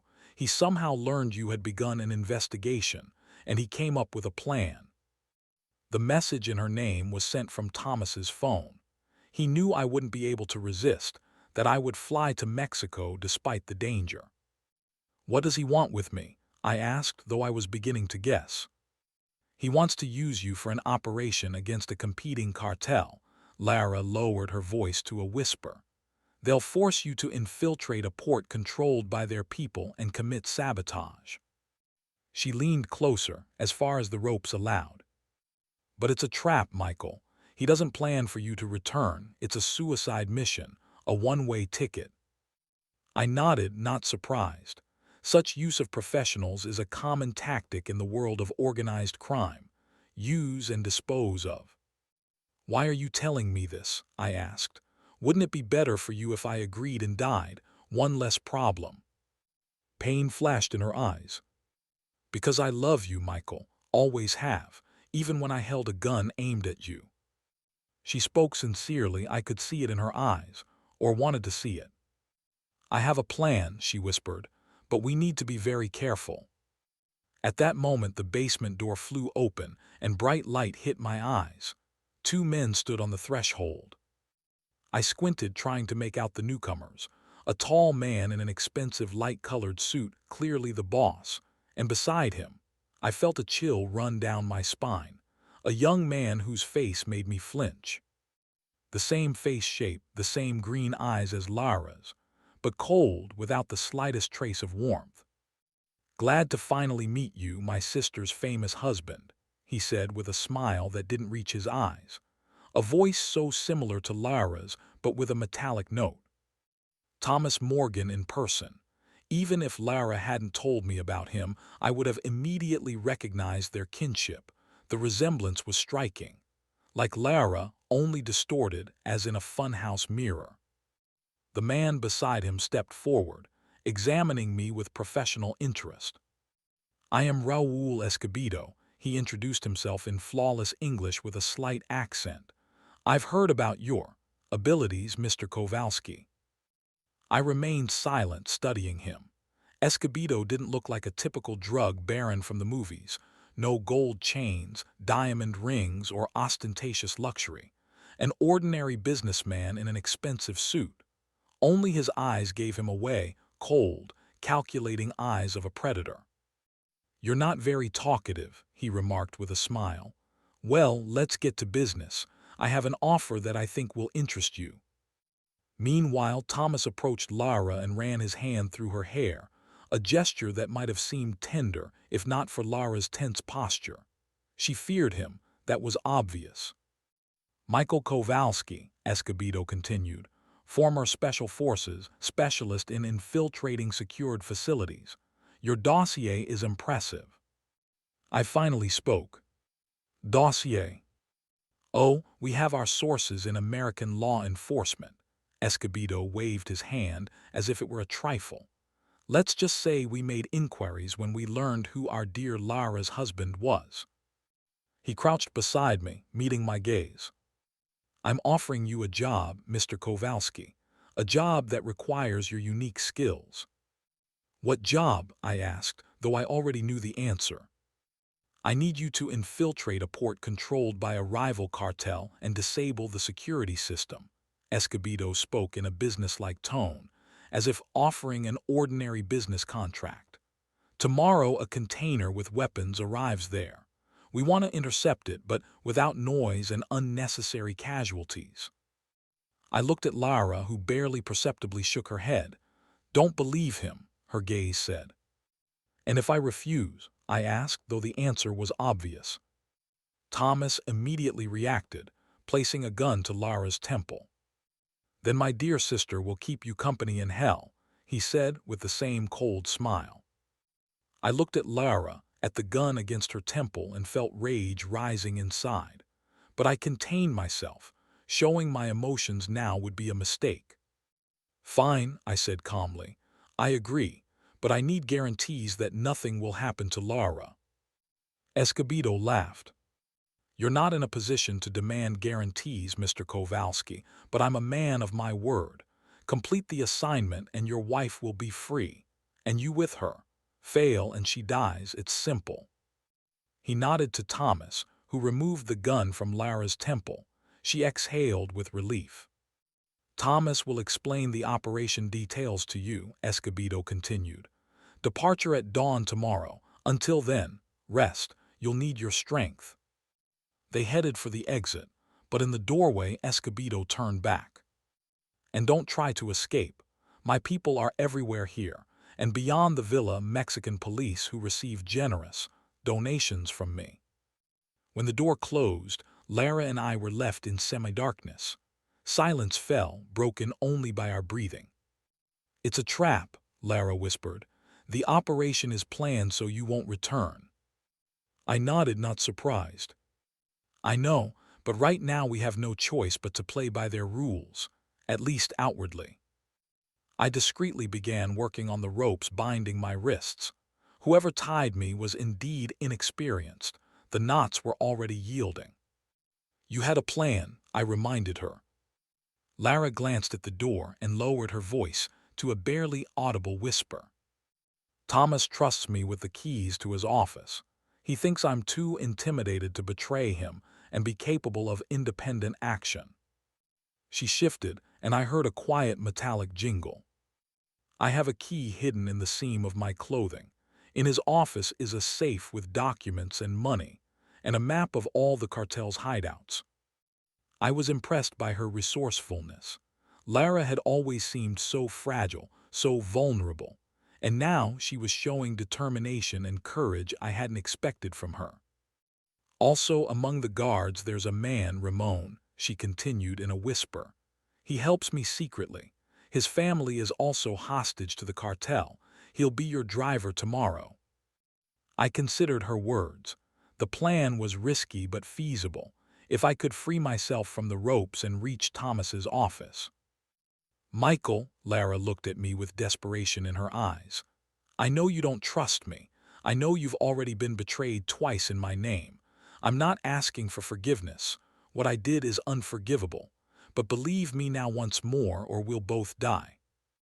I looked at her for a long time, remembering everything we had been through together, remembering the gun in her hand and her last words before the shot, and the strange feeling that hadn't left me since waking from the coma, that behind all this stood something greater than simple betrayal. "All right, I'll believe you one more time," I said finally, "the last time." In her eyes I saw hope and gratitude, and something else, the determination of someone ready for anything. The night passed in tense waiting. By morning, I had completely freed myself from the ropes but remained in the same position to avoid arousing suspicion from guards who periodically looked into the basement. Lara explained the details of her plan in whispers when she was sure we weren't being overheard. Ramon was to be our ally. His family, wife and son, were in the village of Santa Cruz, hidden in the local church. Thomas didn't know about this. Ramon had told only Lara when he realized she was as much a prisoner as he was. The plan was simple. Ramon, as the driver, would accompany me and several fighters to the port. On the way, in a mountain serpentine, he would cause an accident. In the confusion, I would need to neutralize the guards, take from Ramon the keys to the villa and a map of secret trails leading through the mountains. Then I would return to the villa, infiltrate Thomas's office, take documents and money from the safe, free Lara, and together we would disappear into the mountains. "It's an insane plan," I acknowledged, "but better than nothing." "I've waited so long for a chance to escape," Lara whispered, "but I couldn't manage alone. I needed someone with your skills." I didn't tell her that this all could be a multi-level trap, that Thomas might have deliberately allowed her to develop this plan, knowing she would try to warn me, that Ramon might be a double agent. But what choice did I have? If I refused the operation, they would kill Lara. If I agreed and went in directly, I would also die. The only chance was to follow her plan, however risky it might be. At dawn, they came for me, 4 armed fighters and Thomas personally. Lara remained in the basement, tied up and under guard. "It's time," Thomas smirked, watching as they lifted me to my feet. "I hope you slept well. A busy day awaits you." They led me to the courtyard where a black SUV with tinted windows was already waiting. Behind the wheel sat a thin Mexican with a nervous gaze. Must be Ramon. They issued me weapons, a Beretta pistol and several C4 charges with detonators. Thomas personally checked the equipment, clearly enjoying the situation. "Don't try to escape," he warned. "My people will watch your every step, and Lara stays with me as a guarantee of your cooperation." I didn't respond, just looked at him, memorizing every feature of his face. A face so similar to Lara's, but distorted by something dark, evil. We were loaded into the car, me in the back seat between 2 fighters, 2 more sat in front, next to Ramon. The villa gates opened, and we drove onto a winding mountain road. The day was clear, unlike yesterday's storm. The sun brightly illuminated the mountains and ocean visible in the distance. Such a beautiful landscape, and such a grim mission. The car zigzagged along the serpentine. The fighters were silent, only occasionally exchanging brief phrases in Spanish. I observed Ramon in the rearview mirror. His eyes were tense, his hands tightly gripping the steering wheel. "You can do this," I mentally addressed him, "for your family, for freedom." When the road climbed especially high above a precipice, Ramon met my gaze in the mirror. A barely perceptible nod, and he sharply turned the wheel. Everything happened in the blink of an eye. The SUV careened off the road and rolled down the slope, tumbling and crumpling like a tin can. I was ready. At the moment of the crash, I braced my feet against the floor and hands against the seat, positioned myself as best as the space allowed. The world turned into chaos of impacts, screeching metal and screams. Finally, the car stopped, overturned onto its roof. I came to almost immediately, years of training coming into play. The seatbelt had saved me from serious injuries.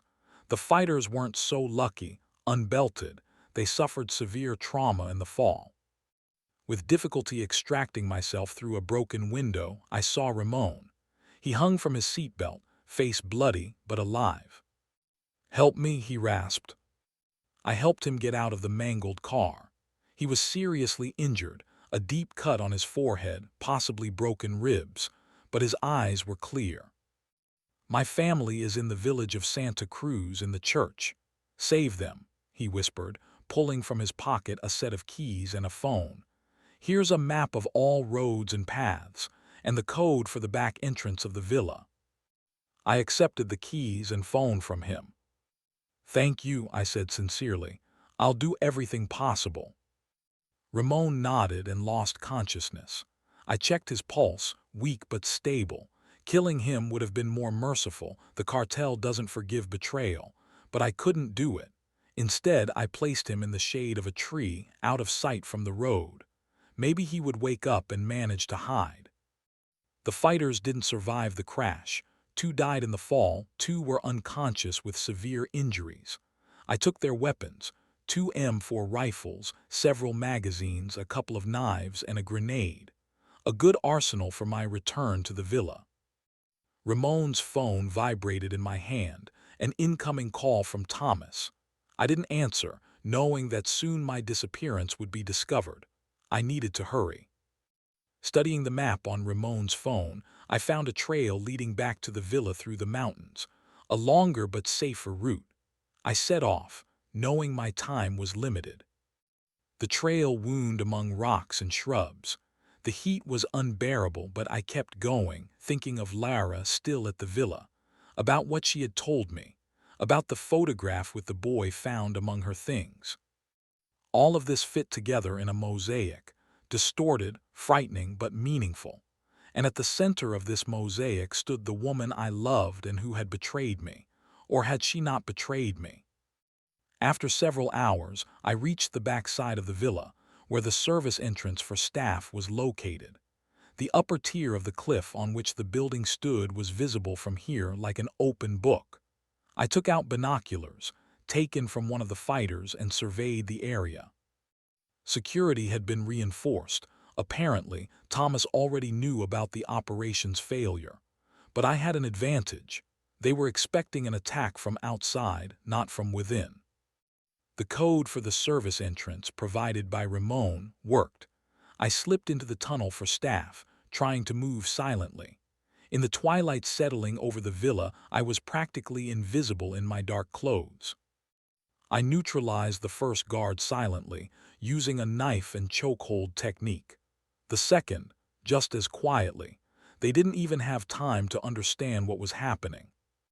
I advanced to the central part of the house, mentally forming a plan. First, Thomas's office. Then, the basement where Lara was being held. The key passed by Ramon fit the office door. Inside was empty, a luxurious room with panoramic windows, expensive furniture, and shelves filled with books that, I was sure, no one had ever read.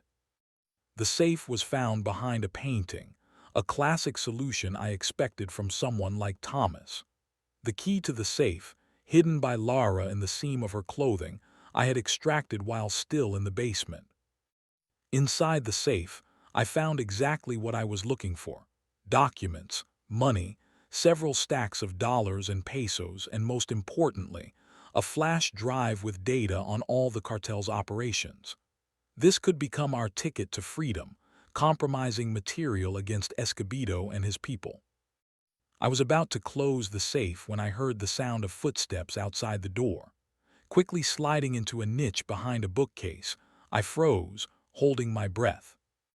The door opened and Thomas entered the office, alone. "I knew you would return," he said, not turning in my direction. His voice sounded almost dreamy. "She always believed in you, even after she shot you." I slowly emerged from hiding, keeping my hands visible, a gun in one, the flash drive in the other. "Where's Lara?" I asked. Thomas smirked, turning to face me. "Oh, my sister, she's safe for now." In his hand was also a gun, but he wasn't rushing to shoot. He seemed to take pleasure simply in talking to me. "You know what's funny?" he continued, taking a step forward. "She always got everything. Parental love, a normal life, and I got only rejections and pain." I didn't respond, assessing the distance between us and calculating attack options. "Did she tell you everything?" Thomas asked. "About how our dear parents got rid of me, how they put me in a psych ward and told her I was dead?" In his eyes flashed genuine pain, the first human emotion I had noticed in him. "Yes, she told me," I replied. "And you, of course, pitied her," he sneered contemptuously. "Poor, unfortunate Lara, a victim of circumstances. But do you know what she did all this time here? How she helped us with information about bank clients? How with her help we funneled millions through dummy accounts?" I remained silent. Whatever Lara had done, I now knew she did it under duress to save her parents and me. "Come," Thomas suddenly said, gesturing with his gun. "Since you're here, I want you to see something." I understood this could be a trap, but I didn't have much choice. If I started shooting, I wouldn't leave the building alive. He made me walk ahead, down the corridor, down the stairs, into the villa's main hall. There, tied to a chair, sat Lara, and beside her stood Escobedo with a displeased expression on his face. "Here's our fugitive," said the drug lord, seeing me. "Pity you chose the wrong path, American." I didn't respond, looking at Lara. She was pale, but in her eyes I saw not fear but determination and hope. Escobedo gave an order in Spanish, and 2 guards brought in a boy about 10 years old and a woman, must be Ramon's family. The boy was crying, the woman pale with fear. "Every betrayal must be paid for, and now I will teach a lesson," said Escobedo, taking out a gun. Lara cried out and I tensed, ready to lunge. But Thomas unexpectedly intervened. "No, first, I want Lara to know the whole truth." Escobedo frowned with displeasure but put the gun away. Thomas approached his sister, bent toward her, almost touching her face with his. "Do you know why they gave me away?" he asked in a whisper, but in the silence of the hall every word was distinctly audible. "Because I was defective. I had a mental disorder from childhood, inability to control anger, lack of empathy. Modern doctors call it psychopathy. Back then they simply said I was broken." He straightened up, looking down at Lara. "They chose you because you were normal, and they threw me away like trash." Lara was crying, tears streaming down her cheeks. "I didn't know, Thomas. I swear, I thought you were dead. They told me you died in an accident." Thomas laughed bitterly with anguish. "An accident? Yes, my whole life was that accident." I observed this scene, understanding that something greater than a family drama was unfolding. This was a moment of truth, when masks are torn off and real motives come to the surface. "After they gave me away," Thomas continued, "I went through 7 foster families, each one worse than the last. In the last one, my foster father used me as a punching bag when he got drunk, and that happened every blessed day." His voice trembled with fury and pain. "When I turned 15, I ran away, lived on the street, stole to avoid starving to death, and then I met Escobedo. He gave me a chance when no one else would." He turned to the drug lord with an expression resembling gratitude. The latter nodded, accepting this tribute of respect. "And all these years I was looking for you, Lara," Thomas again addressed his sister. "Looking for my other half, because only with you did I feel complete." In his words rang a strange, painful tenderness that sent chills down the spine. "When I finally found you, I thought you would be happy, that you would throw yourself into my arms, grateful that I had returned from the dead. But you—" his face contorted with a grimace of pain, "you recoiled from me, looked at me as if I were a monster." You threatened to kill our parents, Lara said quietly. You forced me to participate in crimes. You destroyed my life. I gave you the opportunity to be with me, Thomas shouted. To be part of something greater than your petty bourgeois life. You could have had everything, been a queen. Instead, you clung to your husband, to your job at the bank, as if it mattered. He turned to me, and I saw in his eyes pure, undisguised hatred.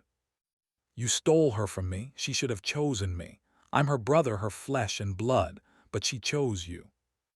Escobedo, apparently bored with this scene, stepped forward. Enough talk, we'll start with the boy. He raised his gun, aiming it at the child. At that moment, I acted. My hand slid to my pocket, where lay the detonator for the C4 charge I had planted at the entrance to the western wing of the villa on my way here.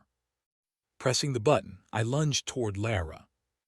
The explosion shook the building with such force that plaster rained from the ceiling, and chandeliers swayed, threatening to fall. Escobedo and his people instinctively turned toward the source of the thunder, and at that moment I rushed forward. First priority, Lara.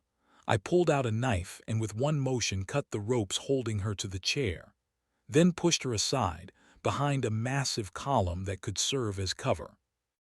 Run, I shouted, drawing my gun and turning to face the opponents. But there was nowhere to run.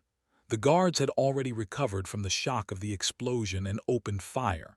Bullets whistled around, biting into walls, furniture, shattering mirrors and crystal. I fired back, managing to hit one of them. He fell, clutching his stomach. The second managed to take cover behind a sofa. Escobedo, who in the first seconds after the explosion looked confused, quickly regained composure. He grabbed the boy, putting a gun to his temple. "Drop your weapon or the child dies," he shouted. I froze, calculating options. From my position, a shot at Escobedo was impossible, too great a risk of hitting the boy. And I understood the drug lord wasn't bluffing for him. A child's life meant no more than a fly's. At that moment, I noticed movement to the left. Thomas, taking advantage of the commotion, was approaching Lara, knife at the ready. His face was distorted by a mask of rage and adoration simultaneously, an eerie, inhuman expression. "You always chose the wrong ones, little sister," he hissed. "But it ends today. We will be together, forever." I turned my gun toward him, but it was impossible to aim. He constantly changed position, using Lara as a human shield. "Thomas, please," Lara begged. "Don't, this isn't you, it's your illness speaking." "Illness?" he laughed. "This isn't illness, Lara, this is love. You wouldn't understand, you chose him," he nodded in my direction. "A man who isn't even of your blood. Instead of me, your twin brother, your other half." The guard who had taken cover behind the sofa continued to shoot, not giving me a chance to focus on Thomas. I changed position, rolling behind a heavy armchair, and managed to make one accurate shot. The guard cried out and fell silent. Escobedo, seeing he was left without support, began to back toward the exit, still holding the boy as a shield. The woman, the child's mother, crawled after them on the floor with sobs, begging for mercy. I could have gone after them, but Lara was more important. She stood pressed against the wall, and Thomas slowly approached her, playing with the knife. "You won't shoot me, will you, Michael?" He didn't even turn around, knowing I was aiming at him. "You wouldn't dare, because I look so much like her. You see her face when you look at me, and your hand trembles, doesn't it?" He was right.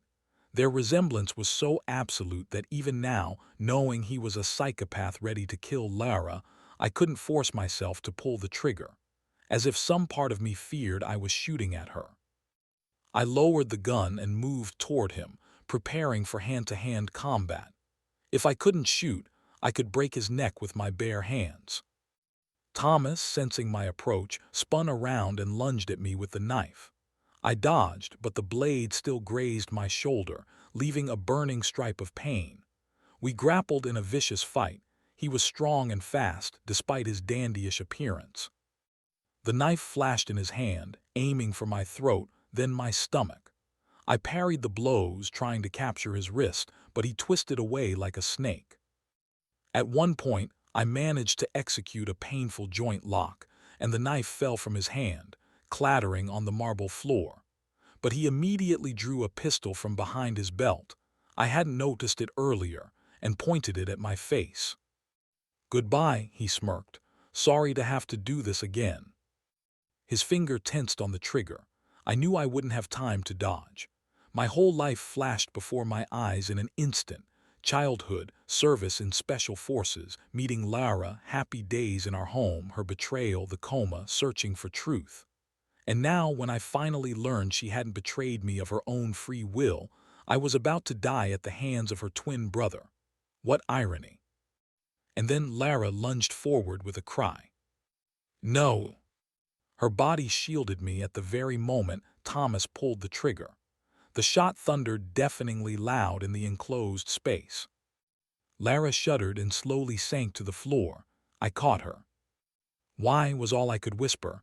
"Why did you do this?" "Because I love you," her voice was weak, halting. "Always have. Even when I held a gun pointed at you, I couldn't let it happen again."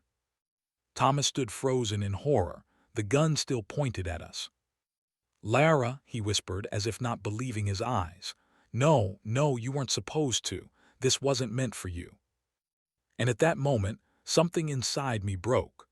All the rage, all the anger, all the pain of recent months burst out in one lightning-fast movement. I lunged at Thomas, knocked the gun from his hand, and delivered a crushing blow to his solar plexus. He doubled over, but I gave him no time to recover.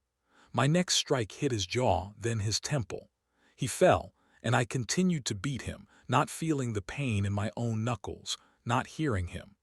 I saw before me not a person, but the embodiment of all the evil that had crashed down on Lara and me. At some point he stopped resisting. His head lolled back lifelessly. He was dead. I released his body and returned to Lara. She was breathing but heavily, with a rasp. Each breath seemed to cause her pain. "We need to leave," I said, lifting her in my arms. "Escobedo will return with reinforcements." I saw the woman with the boy.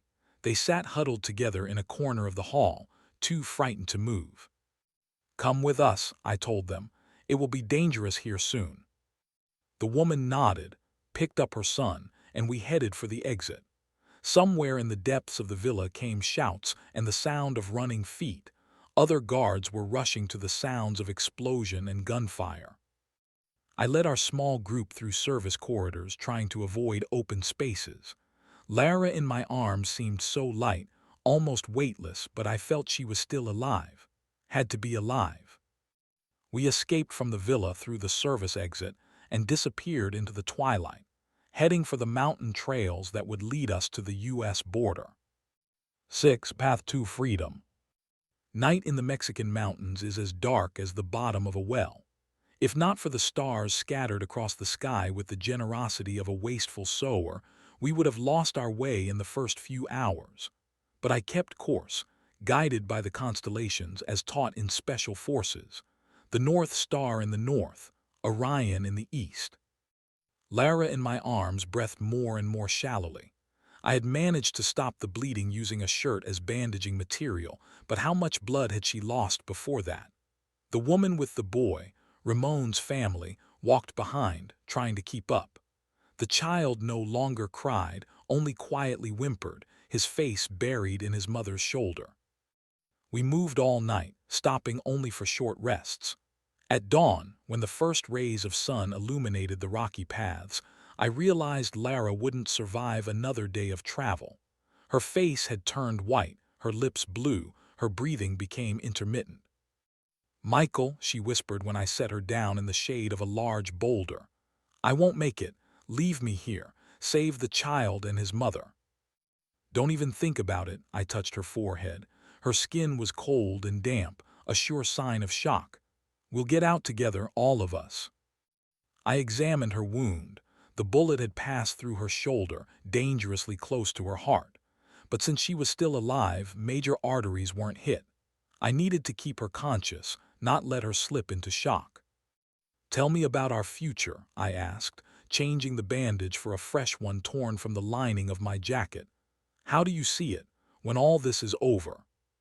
She smiled weakly. Our home, a small garden, maybe children. Definitely, I supported her fantasy. A boy and a girl, they'll grow up together, protect each other, not like you and Thomas. She flinched at the mention of her brother. You know, sometimes I dreamed I had a brother, she whispered, even before I learned the truth, as if deep inside I always knew he existed, that my other half was somewhere out there lost. I didn't know what to say. The connection between twins is something beyond ordinary understanding. Even my special forces skills, which allowed me to survive in the most extreme situations, didn't give me tools for understanding this aspect of human relationships. It's not your fault, I said finally. What happened to him that he became what he did?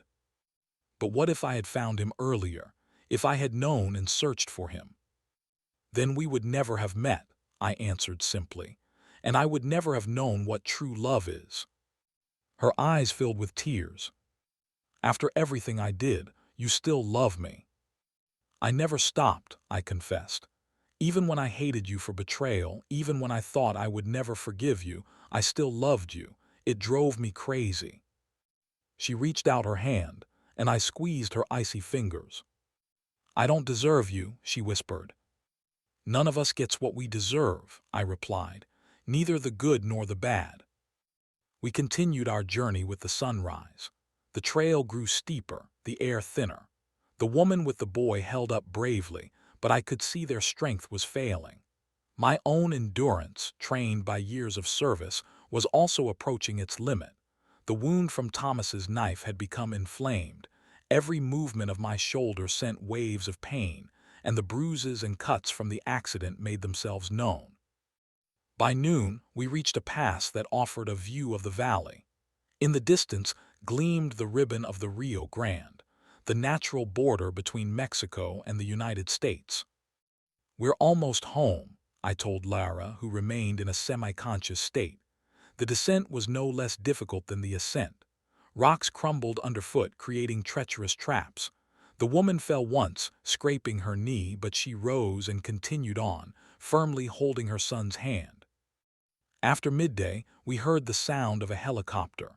It appeared from the direction of Escobedo's villa and methodically searched the mountain trails. The drug lord's men were looking for us. We took cover in a crevice between rocks, praying we wouldn't be spotted. The boy, frightened by the roar of blades overhead, covered his ears and began to quietly whimper. His mother pressed her palm over his mouth, holding him tight. The helicopter circled above our position, then flew off in another direction. We waited half an hour and continued our descent. By the evening of the second day, we reached the river. On the other side was America, freedom, safety. But between us and it lay a turbulent, unwelcoming water barrier. "How will we cross?" asked the woman in broken English. "My son cannot swim." I surveyed the bank, looking for possible crossing points. Neither boat nor ford was visible. Lara, who could no longer walk on her own, leaned heavily against me. "We need to reach an official border crossing," I decided. "It's a few miles downstream." "But there are guards," the woman objected. "They won't let us through without documents." I took out the flash drive I had taken from Thomas's safe. "This contains information about all of Escobedo's cartel operations, names of corrupted officials, drug transportation routes, bank accounts. This is our ticket home." A few more hours of travel along the river, and we reached the border crossing. The small post with the American flag fluttering in the wind had never seemed so beautiful to me. The Border Patrol officer met us with suspicion. No wonder. A group of ragged, bloodied people, one of whom carried a half-dead woman in his arms, didn't inspire much confidence. "I'm a U.S. citizen," I said, straightening as much as I could. "Michael Kowalski, former Special Forces. This woman is my wife, Lara Kowalski, also a U.S. citizen. We escaped from the Escobedo cartel. I have evidence of their criminal activities." The border guard carefully examined the flash drive I handed over, then called for backup on his radio. Within minutes, 2 more officers arrived. "Mr. Kowalski," said the senior officer, "we need to verify your identity, and your wife needs medical attention." "I understand," I nodded, "but first let us cross the border, please." After a brief consultation, they agreed. We were escorted through the checkpoint, seated in a police car, and taken to the nearest town on the American side. At the hospital, Lara was immediately taken to surgery. The woman with her son, Ramon's family, were placed in a separate ward under guard. They were important witnesses. I myself was patched up. They stitched the wound on my shoulder, treated my bruises and abrasions, and set up an IV with antibiotics. Several hours later, DEA agents, Drug Enforcement Administration, arrived. They questioned me at length about Escobedo's villa, about Thomas, about the contents of the flash drive. I told them everything, holding nothing back. Now that we were safe, there was no point in concealing the truth. 3 days later, when Lara was better and doctors permitted transportation, we flew home. The DEA arranged a private plane. They were grateful for information that allowed them to strike a serious blow against the Escobedo cartel. Returning to our city, my first task was to take Lara to the local hospital to continue treatment. And then I went home, to the house where Emma perhaps still waited for me. She was there, sitting in the kitchen with a cup of tea, as if she knew I would return today. Seeing me, she didn't rush to embrace me, didn't cry. She just looked at me with a long, understanding gaze. "You found her." This wasn't a question but a statement. "Yes," I sat across from her, feeling the weight of the conversation ahead. "Emma, I should explain." "No need," she shook her head. "I always knew this was temporary, that you were never truly with me. Your heart always belonged to her." "I didn't want to deceive you," I said quietly. "Didn't want to use you to deaden the pain, but that's exactly what happened. And I'm not asking for forgiveness. What I did is unforgivable. I just want you to know you deserve better, much better than me."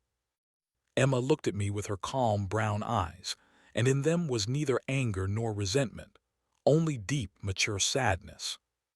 "I know," she said finally, "and I don't hold a grudge. I helped you when you needed help. You made me feel needed. Maybe we both used each other, each in our own way."